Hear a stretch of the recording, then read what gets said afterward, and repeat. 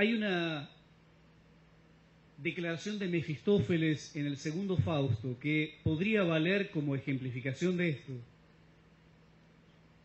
y como epígrafe a un capítulo que explique el fetichismo de la mercancía. Mefistófeles dice: al fin de cuentas, dependemos de las criaturas que nosotros mismos fabricamos, ¿sí? Estamos en relación de dependencia con ellas. El segundo Fausto tiene que ver con esta lectura de la modernidad. Varios rasgos son importantes. Primero, algo que se ha dicho recurrentemente, es que en la segunda parte del Fausto la moral no juega ningún papel. Esto es un motivo bastante claro para que un lector pequeño burgués no sienta especiales simpatías por el segundo Fausto. En segundo lugar, no tiene héroe. El protagonista de la segunda parte de Fausto no es un individuo, no tiene psicología personal, no tiene rasgos individuales, ¿sí? Y en tercer lugar, el lugar que la moralidad ocupaba en la primera parte, el primer Fausto es, en buena medida, un drama moral en el sentido de la literatura de la burguesía temprana, la tragedia del erudito, la tragedia de Margarita.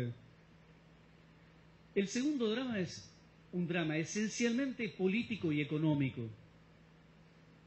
Y aquí es donde nos detenemos en uno de los aspectos más cuestionados de la obra de Goethe. Se ha dicho muchas veces que el cuarto acto de la segunda parte del Fausto es una de las obras más flojas de Goethe. Yo quiero quebrar una lanza a favor de ese acto. Es un acto en el que Goethe renuncia al lenguaje de la poesía para hablar del lenguaje de la economía y de la política. Muestra sintetizada la acumulación primitiva del capital, el saqueo y la colonización. Y Fausto se define como colonizador, que apoyándose en el poder bélico, amplía sus territorios. Y es un acto en el cual aparece una reflexión sobre la política que posee también, a mi juicio, una enorme vigencia. Hay una discusión al comienzo de ese acto entre Mefistófeles y Fausto sobre el origen de las montañas. Detrás de una discusión geológica hay una discusión política. Así como Goethe hablaba del terremoto para hablar de la revolución, habla del origen de las montañas para hablar de los modos burgueses de hacer política. Mefistófeles le explica a Fausto cómo surgieron las grandes montañas, según él. Y dice que cuando los ángeles buenos y los ángeles malos combatieron, los ángeles malos cayeron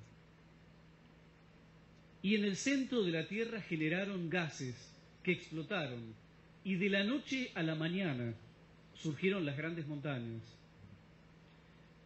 Es la explicación contraria a la de Goethe, que considera que sólo los fenómenos de largo alcance, no el fenómeno sino la esencia, son lo que explican la verdadera dinámica de los movimientos sociales y naturales.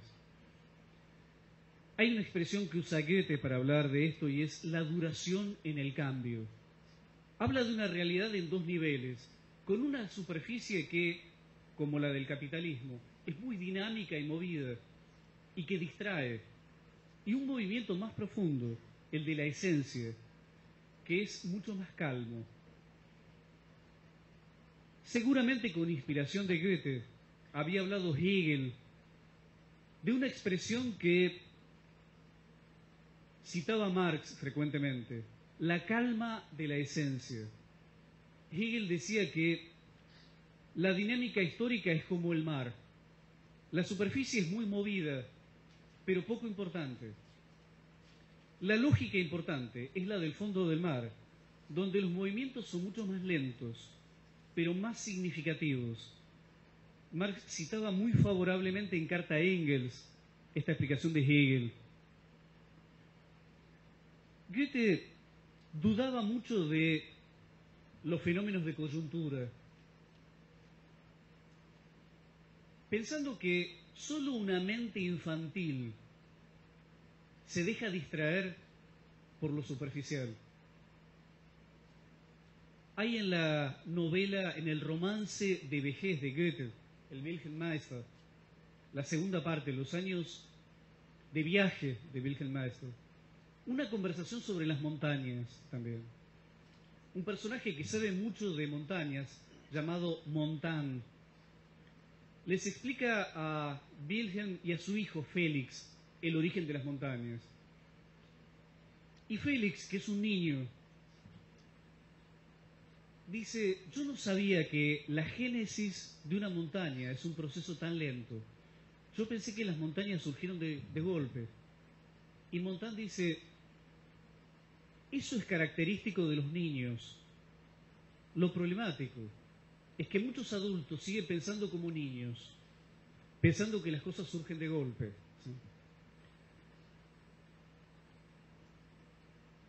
Hay un horror recurrente de Goethe al voluntarismo político, a la idea de que no deberíamos examinar los movimientos de la historia, sino que una revolución se produce espontáneamente como en un tubo de ensayo, ¿sí? Hay en esto una figura homúnculus en el segundo Fausto que podría ayudar a explicar esto, pero no tenemos tiempo, ¿sí? Digamos que citando palabras de otro autor, Goethe pensaba que el voluntarismo es una enfermedad infantil de la política, ¿sí? Y Goethe pensaba que algunos de los movimientos insurreccionales del siglo XIX, y es la crítica que le hacía Marx al blanquismo, ¿sí?, creen en esta inmediatez, en la política del putsch, o como dicen algunos movimientos autonomistas contemporáneos, escupamos sobre la historia. La revolución se hace súbitamente, de golpe, de la noche a la mañana, ¿sí? Goethe pensaba que entre esta lógica y la lógica capitalista hay un rasgo en común, y es la incapacidad generada por el propio capitalismo para la dinámica de la espera. El capitalismo elimina las instancias de contemplación y de reflexión y genera una dinámica totalmente inmediatista del cambio permanente, pero el cambio meramente superficial. Volvemos con esto a la explicación de Benjamin sobre la dialéctica de lo nuevo. Detrás de lo siempre nuevo en el capitalismo aparece lo siempre idéntico, como la lógica enterrada que está en la base, que engaña como fetiche y que habría que mover la superficie para mostrar la lógica de la esencia que está enterrada. Goethe pensaba que la lógica del capitalismo es totalmente acelerada y aceleratoria. Él dice: la gran desgracia de nuestro tiempo, cito a Goethe, es que no deja madurar nada. El instante siguiente se traga al anterior. Parece alguno de los pasajes del manifiesto respecto de el mundo burgués. Cada día queda malgastado ese mismo día. El tiempo se va de las manos y lo devoramos sin que haya dado nada de sí. Nadie puede alegrarse o entristecerse por ser una pérdida del tiempo de los demás.